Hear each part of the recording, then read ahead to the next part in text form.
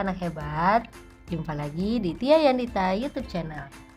Pada kesempatan kali ini, Ibu Tia akan membahas materi IPAS bab 3, yaitu hidup bersama alam. Kita lihat yuk, materi apa saja yang akan kita pelajari. Ada 3 materi. Yang pertama, para penghuni alam. Yang kedua, setiap komponen memiliki peran. Dan yang ketiga, hubungan yang unik pada makhluk hidup. Nah, anak-anak, kita masuk yuk ke materi pertama, yaitu para penghuni alam. Kita akan belajar tentang ekosistem. Apa itu ekosistem? Ekosistem adalah hubungan timbal balik antara komunitas makhluk hidup dengan benda tak hidup di suatu lingkungan. Menurut tempatnya, ekosistem dibagi menjadi 2, yaitu ekosistem daratan dan perairan. Di daratan ada ekosistem sawah, perkebunan, hutan, padang gurun. Dan untuk ekosistem perairan, ada perairan air payau, air asin, dan air tawar. Sedangkan menurut jenisnya dibagi menjadi 2 macam, yaitu ekosistem alami dan buatan. Ekosistem alami contohnya ekosistem hutan, ekosistem laut, dan juga ekosistem padang gurun. Sedangkan ekosistem buatan adalah yang dibuat oleh manusia seperti sawah, danau, atau akuarium. Nah, dari ekosistem yang sudah Ibu sebutkan tadi, terdapat komponen pembangun ekosistem. Yang pertama adalah individu, yaitu satu makhluk hidup. Lalu gabungan dari individu menjadi populasi, gabungan populasi menjadi komunitas, dan jika gabungan komunitas ditambah dengan unsur-unsur tidak hidup atau abiotik, seperti contohnya udara, batu, tanah, matahari, maka jadilah ekosistem. Dari komponen-komponen tadi, yaitu individu, populasi, komunitas, dan menjadi ekosistem, itu terdiri dari komponen biotik dan abiotik. Apa sih komponen biotik dan abiotik? Kita lihat yuk penjelasannya. Komponen biotik yaitu berisi makhluk hidup yang hidup di suatu ekosistem. Seperti contohnya ada hewan, ada tumbuhan, manusia, dan mikroorganisme seperti contohnya parasit, bakteri, virus, dan lain-lain. Sedangkan komponen abiotik berisi yang bukan termasuk makhluk hidup tapi berperan penting dalam kehidupan makhluk hidup tersebut, yaitu ada matahari, awan, tanah, batu, air, dan udara. Semua komponen tersebut sangat dibutuhkan oleh makhluk hidup. Nah, anak-anak, sekarang kita masuk yuk ke materi kedua, yaitu setiap komponen memiliki peran. Peran setiap komponen yaitu menjadi suatu hal yang dibutuhkan oleh komponen lain, yaitu dengan kata lain adanya hubungan timbal balik antara komponen biotik dan komponen abiotik. Sekarang kita lihat yuk contoh hubungan timbal balik antara komponen biotik dan abiotik atau komponen biotik dan biotik. Contoh pertama yaitu cacing dan tanah. Tanah dibutuhkan cacing untuk tempat tinggal, sedangkan cacing dibutuhkan tanah untuk menggemburkan tanah.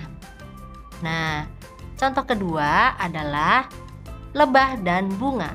Lebah membutuhkan bunga untuk makanannya, yaitu nektar.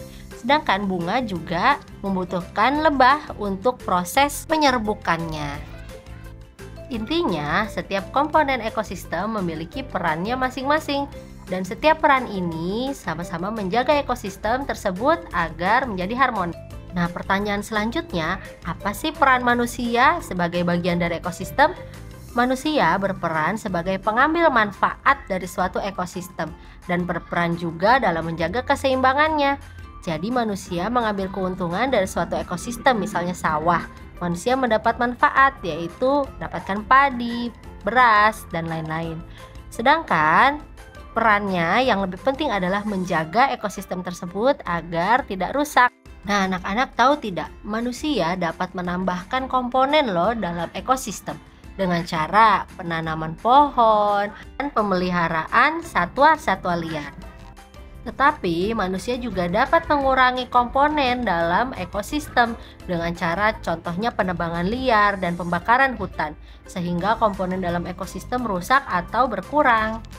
Baik anak-anak, kita masuk ke materi terakhir, yaitu hubungan yang unik pada makhluk hidup. Nah, kita akan membahas tentang simbiosis. Simbiosis adalah hubungan yang khas antara makhluk hidup. Simbiosis bertujuan sebagai usaha makhluk hidup untuk bertahan hidup di lingkungannya. Simbiosis dibagi menjadi 3, mutualisme, komensialisme, dan parasitisme. Kita lihat yuk contohnya satu persatu. Simbiosis mutualisme contohnya ada pada lebah dan bunga. Sama-sama menguntungkan di mana lebah mendapat makanan dari bunga, sedangkan bunga juga dibantu penyerbukannya oleh lebah.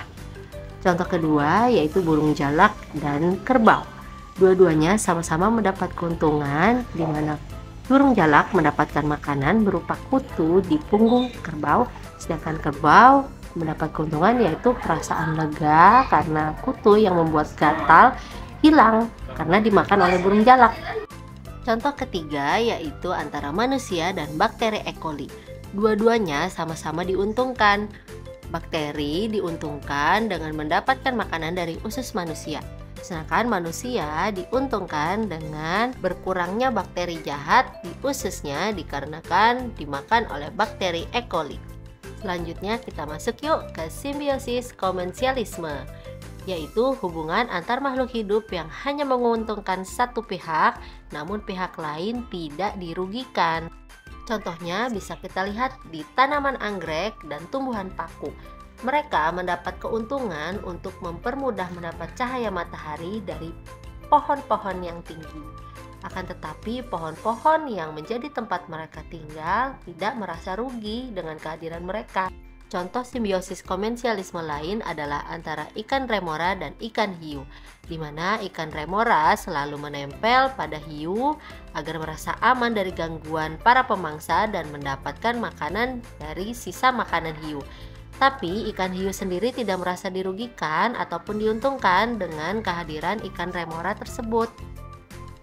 Simbiosis terakhir yaitu simbiosis parasitisme, di mana hubungan antara dua makhluk hidup yang menguntungkan bagi salah satu tapi merugikan bagi yang lain. Contohnya adalah kutu rambut. Kutu rambut diuntungkan dengan menghisap darah dari kepala manusia, sedangkan manusia dirugikan karena merasa gatal pada kulit kepalanya. Contoh lainnya adalah antara larva dan buah-buahan. Larva diuntungkan karena mendapat cairan dari buah sebagai makanannya, sedangkan buah dirugikan karena jadi membusuk.